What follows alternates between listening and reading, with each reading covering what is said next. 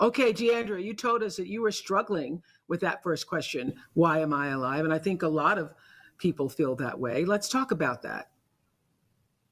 Yeah, absolutely. Thank you so much for having me, Oprah and Dr. Brooks. I'm so excited to be here. I struggled with that question. I had to take a step back and really think about, why am I alive? I know that my work brings me so much purpose and joy.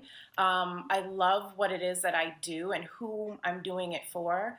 I know that my son, was meant to be here and he brings me so much joy and so much purpose. But last year, I turned 40 and then all of a sudden a series of implosions happened in my life. The biggest one of which my son asked if he could live with his dad full time. And I'd been a single mother for 13 years.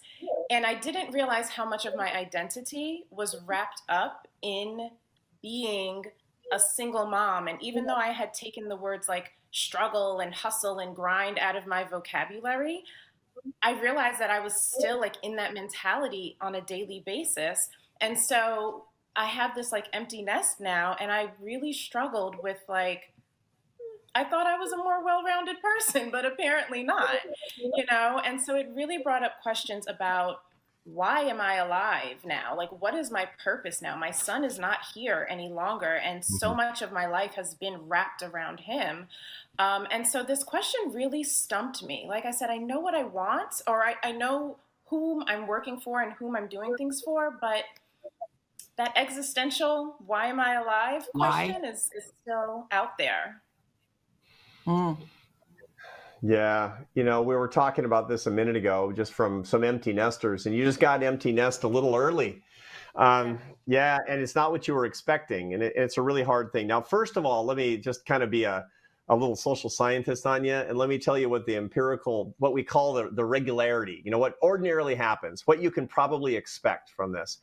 Your son's not going to stop loving his mom.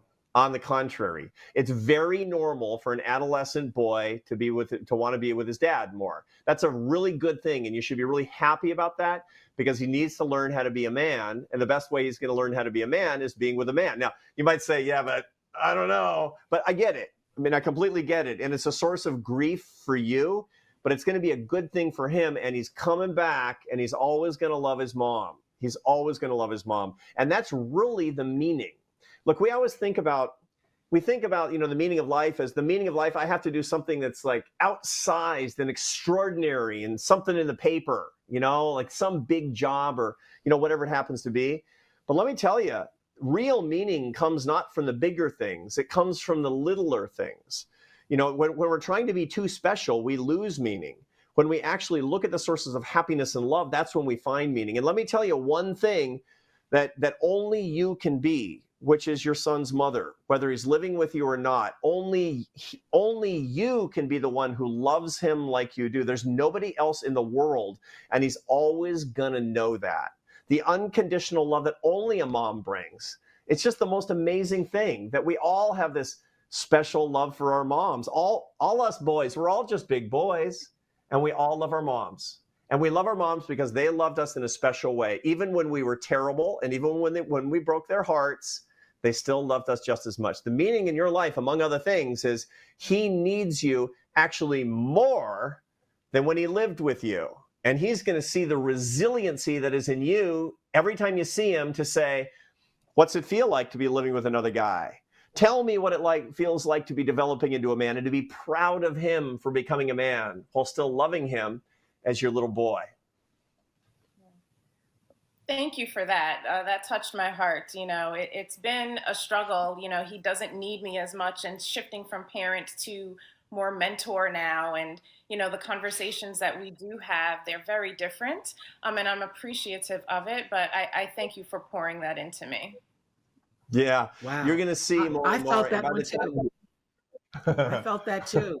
I'm like tearing up over here because you're right. You're always only going to be his mother, and only you can do that. Wow, that was really powerful, Arthur. Really good. yeah.